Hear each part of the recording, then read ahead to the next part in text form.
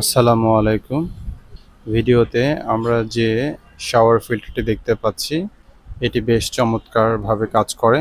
পেছনে যে হাউজিংটা রয়েছে এখান থেকে ১ মাইক্রন পর্যন্ত বড়, বড় ময়লা আবর্জনা, আয়রন এগুলো আটকে যাবে এবং হাউজিংয়ের সামনে আরেকটি কার্টিজ দেওয়া আছে। এই কার্টিজটা থেকে চুলের নানা ধরনের উপকারী ভিটামিন যুক্ত হবে, যাতে করে আপনি শাওয়ার নিলে আপনার চুল এবং শরীর সুস্থ থাকে।